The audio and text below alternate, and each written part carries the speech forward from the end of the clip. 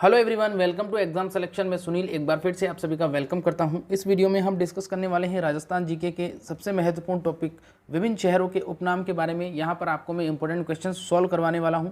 ये क्वेश्चन आपके first grade, इसके अलावा सेकंड ग्रेड, इसके अलावा थर्ड ग्रेड या रीट मेंस के एग्जाम में भी आपसे पूछे जा सकते हैं। बहुत ही इंपॉर्टेंट और सेंसिटिव टॉपिक है, इससे संबंधित सवाल हमेशा पूछे जाते हैं, इसलिए इस क्लास को पूरा अटेंड करिएगा। छोटी सी क्लास है, आपके लिए बहुत ही ज़्यादा फायदेमंद होने वाली है। तो चलिए शुरू करते हैं। क्वेश्चन नंबर फर्स्ट की तरफ यहाँ पर बढ़ते हैं। क्वेश्चन नंबर फर्स्ट यहाँ पर पूछा गया है, राजस्थान का ताजमहल, राजस्थान का ताजमहल किसको बोला जाता है? ए है आपका जसवंत थड़ा, बी है हवा महल, सी है अल्बर्ट हॉल और डी है जगदीश मंदिर। यहाँ पर राइट आंसर की बात करते हैं तो राजस्थान का जो ताजमहल है वो बोला जाता है जसवंत थड़ा को, और जसवंत थड़ा सबको पता है कहाँ पर है। जसवंत थड़ा है आपका जोधपुर के अंदर। तो ये भी सवाल आपसे पूछा जा सकता है। चलिए नेक्स्ट बात करते हैं अपन। अगला सवाल यहाँ पर पूछा गया है, राजस्थान में फलों की टोकरी, राजस्थान में फलों की टोकरी किस जिले को बोला जाता है? ए है आपका कोटा, बी है झालावाड़, सी है हनुमानगढ़ और डी है अजमेर। यहाँ पर बात करते हैं राजस्थान में फलों की टोकरी। बिल्कुल यहाँ पर राजस्थान में फलों की टोकरी की बात की जाए तो इसका राइट आंसर हो जाएगा हनुमानगढ़। यहाँ पर अगर अपन बात करें संतरा का उत्पादन सबसे ज़्यादा कहाँ पर होता है, तो आप लोगों को ध्यान रखना है संतरा उत्पादन जो है वो सबसे ज़्यादा संतरा उत्पादन सबसे ज़्यादा झालावाड़ में, और किन्नों का जो उत्पादन है वो सबसे ज़्यादा श्री गंगानगर के अंदर होता है। तो ये सवाल भी पीछे एग्जाम में पूछा गया है। नेक्स्ट बात करते हैं अपन। क्वेश्चन नंबर 3 यहाँ पर पूछा गया है, राजस्थान का हृदय किस जिले को बोला जाता है? ए है आपका नागौर, बी है आपका अजमेर, सी है बूंदी और डी है जयपुर। यहाँ पर बात करते हैं राजस्थान का हृदय, तो बिल्कुल सबका सही जवाब हो जाएगा। राजस्थान का हृदय अजमेर को बोला जाता है। इसे राजस्थान का जिब्राल्टर भी बोला जाता है, इसे गढ़ इटली आदि के नाम से भी जाना जाता है। चलिए नेक्स्ट बात करते हैं। क्वेश्चन नंबर 4 यहाँ पर पूछा गया है, राजस्थान की ब्लू सिटी किस शहर को कहते हैं? ए है आपका जोधपुर, बी है आपका बीकानेर, सी है उदयपुर और डी है भरतपुर को। यहाँ पर बात करते हैं राजस्थान का ब्लू सिटी या नीला शहर जो है वो जोधपुर को कहा जाता है। ध्यान रखना, राजस्थान का ब्लू सिटी, अगर ब्लू सिटी आपसे नहीं पूछता है और नीला शहर पूछ लेता है तो नीला शहर भी जोधपुर को कहा जाता है, क्योंकि यहाँ पर अधिकतर जो घर है उसके ऊपर जो पेंट या कलर किया गया है वो नीले रंग का पेंट है, इसीलिए इसको ब्लू सिटी या इसको नीले शहर के नाम से जाना जाता है। चलिए नेक्स्ट बात करते हैं अपन। क्वेश्चन नंबर 5 यहाँ पर पूछा गया है, ऊन का घर किस शहर को बोला जाता है? ए है आपका कोटा, बी है बाड़मेर, सी है जैसलमेर और डी है बीकानेर। यहाँ पर बात करते हैं ऊन का घर, तो बिल्कुल सबको पता है ऊन का घर जो है वो किसे कहते हैं? बिल्कुल ऊन का घर कहा जाता है बीकानेर को। आपको बाड़मेर नहीं करना है, बाड़मेर ऊन का घर नहीं है, ऊन का घर बीकानेर है। वेरी इंपॉर्टेंट है, ध्यान रखना। सबसे ज़्यादा जो ऊँटों की बात करते हैं तो ऊँटों से संबंधित अनुसंधान संस्थान जो कैमल रिसर्च इंस्टीट्यूट है वो भी आपके जोहड़बीड़ बीकानेर के अंदर स्थित है।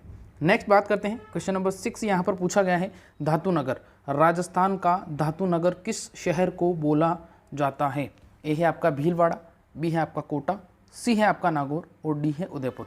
राजस्थान का धातु नगर, बिल्कुल यहाँ पर राइट आंसर की बात करते हैं। राजस्थान का धातु नगर नागौर को बोला जाता है। वेरी इंपॉर्टेंट है, ये क्वेश्चन पीछे एग्जाम में पूछे भी गए हैं। आगे फ्यूचर में जो आपके एग्जाम आने वाले हैं, फर्स्ट ग्रेड है, सेकंड ग्रेड है, थर्ड ग्रेड यानी कि रीट मेंस है, इसके अलावा एग्रीकल्चर सुपरवाइजर है, इसके अलावा ऐसे जितने भी एग्जाम जिसके अंदर राजस्थान जीके पूछी जाती है, इस प्रकार के क्वेश्चंस हमेशा आते हैं और हमेशा मैं इस प्रकार की वीडियोस आपके लिए लाता रहता हूं। रोजाना रात को 9 बजे छोटा सा लाइव सेशन होता है, तो उस क्लासेस को आप फ्री ऑफ कॉस्ट अटेंड कर सकते हो और अपने दोस्तों के साथ इसको शेयर भी कर सकते हो। तो चलिए नेक्स्ट बात करते हैं अपन। क्वेश्चन नंबर 7 यहाँ पर पूछा गया है, नंदगांव किस जिले को बोला जाता है? ए है बांसवाड़ा, बी है झालोर, सी है कोटा और डी है बूंदी। अब नंदगांव की बात करते हैं तो बिल्कुल यहाँ पर नंदगांव जो है वो बोला जाता है कोटा जिले को। कोटा हालांकि ये शिक्षा नगरी भी इसे कहा जाता है, तो ये भी आपसे पूछा जा सकता है, शिक्षा नगरी भी इसे कहा जाता है। चलिए नेक्स्ट बात करते हैं अपन। क्वेश्चन नंबर 8 की तरफ बढ़ते हैं। क्वेश्चन नंबर 8 यहाँ पर पूछा गया है, राजस्थान का राजकोट किस जिले को बोला जाता है? ए है आपका चूरू, बी है आपका बीकानेर, सी है राजसमंद और डी है पाली। राजस्थान का राजकोट, बिल्कुल राजस्थान के राजकोट की बात करते हैं तो राजस्थान का राजकोट जो है वो बीकानेर को कहा जाता है, क्योंकि बीकानेर के अंदर मूंगफली का उत्पादन बहुत अधिक होता है, इसीलिए इसको राजस्थान का राजकोट कहा जाता है। और भारत के संदर्भ में बात करें तो भारत में सबसे ज़्यादा मूंगफली का उत्पादन जो है वो गुजरात में होता है और गुजरात के राजकोट में होता है, इसीलिए बीकानेर जो है उसे अपन राजस्थान का राजकोट कहते हैं। हालांकि यहाँ पर अपन बात करें बीकानेर के अंदर भी एक जगह है लूणकरणसर, यहाँ पर सबसे ज़्यादा मूंगफली का उत्पादन होता है।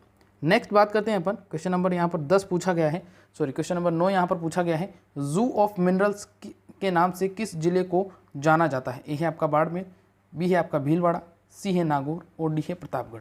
यहाँ पर जू ऑफ मिनरल्स की बात करें तो जू ऑफ मिनरल जो है वो आपके ऑप्शन नंबर बी इसका राइट आंसर हो जाएगा, भीलवाड़ा। भीलवाड़ा को जू ऑफ मिनरल्स के नाम से, इसके अलावा यहाँ पर इसको अब्रक नगरी के नाम से भी जाना जाता है। यहाँ पर अब्रक के बहुतायत भंडार पाए जाते हैं। नेक्स्ट क्वेश्चन यहाँ पर पूछा गया है, जांगल प्रदेश की राजधानी कहलाती है? ए है मांड, बी है अहिछत्रपुर, सी है नेहड़ और डी है मत्स्य संघ। यहाँ पर बात करते हैं अपन जांगल प्रदेश की राजधानी। देखिए ये इस प्रकार के सवाल भी आपसे पूछे जा सकते हैं जिसके अंदर जो प्राचीन रियासतें थीं उनके बारे में आपसे पूछा जा सकता है। तो देखिए जांगल प्रदेश की राजधानी की अगर अपन बात करें तो जांगल प्रदेश की राजधानी जो है वो अहिछत्रपुर को कहते हैं, और अहिछत्रपुर जो है वो अगर उसकी बात करें तो अहिछत्रपुर आपका नागौर हो जाएगा। तो ये इंपॉर्टेंट सवाल है, पीछे एग्जाम में पूछा भी गया है, लगभग सेकेंड ग्रेड और जो आपका रीट है उसके अंदर ये पूछे गए सवाल हैं, तो बहुत ही इंपॉर्टेंट है। नेक्स्ट बात करते हैं क्वेश्चन नंबर 11 की, जिसके अंदर पूछा गया है, राजस्थान की लोधी काशी किसको बोला जाता है?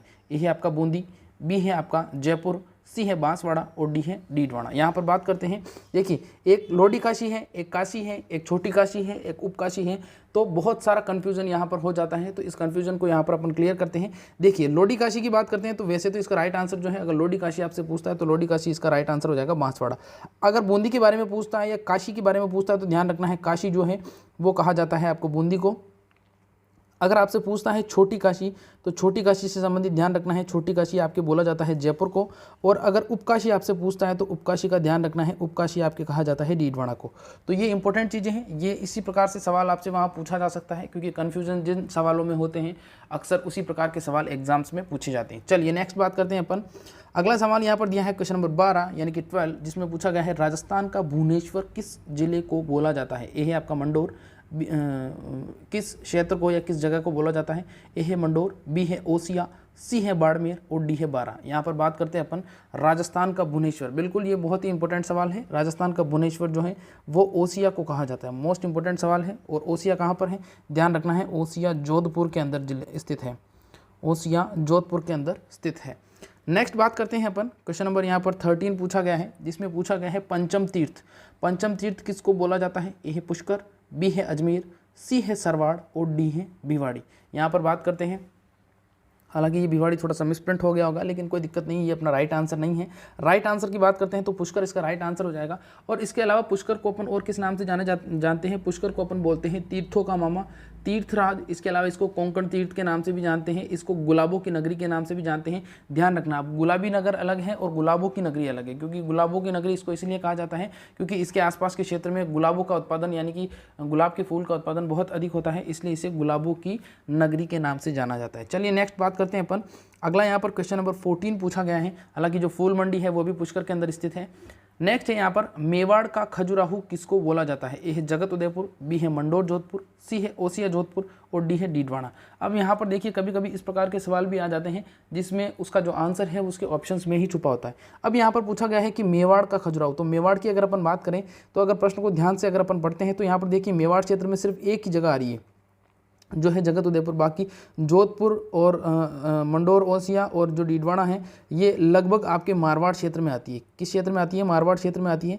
तो इस प्रकार से आप कभी कभी जो आंसर है उनका अंदाज़ा इस प्रकार से आप लगा सकते हैं। तो यहाँ पर राइट आंसर हो जाएगा जगत उदयपुर। जगत मंदिर जो है जगदीश मंदिर उदयपुर के अंदर, उसको मेवाड़ का खजुराहो के नाम से जाना जाता है। नेक्स्ट बात करते हैं अपन क्वेश्चन नंबर 15 की। क्वेश्चन नंबर 15 यहाँ पर पूछा गया है, मारवाड़ का लघु माउंट किसको बोला जाता है? ए है आबू सिरोही, बी है आपका पीपलूद बाड़मेर, सी है निम्बाहेड़ा चित्तौड़गढ़ और डी है सरवाड़ अजमेर। अब देखिए इस सवाल को भी अगर अपन सही तरीके से समझें तो समझ सकते हैं कि चित्तौड़गढ़ तो मेवाड़ में आता है, अजमेर मेरवाड़ा में आता है, ठीक है। तो यहाँ पर राइट आंसर जो प्रॉपर मारवाड़ के अंदर आने वाला जगह है वो है आपका पीपलूद बाड़मेर। तो यहाँ पर राइट आंसर हो जाएगा पीपलूद बाड़मेर जो है उसको मारवाड़ का लघु माउंट के नाम से जानते हैं, और जो आबू है उसको अपन रियल माउंट के नाम से जानते हैं, या माउंट आबू जो है वो सिरोही के अंदर है, ठीक है। तो उम्मीद करता हूँ ये क्वेश्चन आपको अच्छे लगे होंगे। अगर क्वेश्चन अच्छे लगे हो तो प्लीज़ वीडियो को लाइक और चैनल को जरूर से सब्सक्राइब करिएगा। रोजाना ठीक इसी समय मैं आपके लिए क्वेश्चंस लेके आता हूँ लाइव टेस्ट सीरीज के जरिए, जिससे आप अपनी तैयारी को और ज़्यादा मजबूत कर सकते हैं। तो इस लाइव सेशन में इतना ही, फिर मिलेंगे एक नई वीडियो के साथ कल। तब तक के लिए नमस्कार, खुश रहिए, मस्त रहिए, अपनी तैयारी को आगे बढ़ाते रहिए। आज के लिए बस इतना ही, थैंक यू।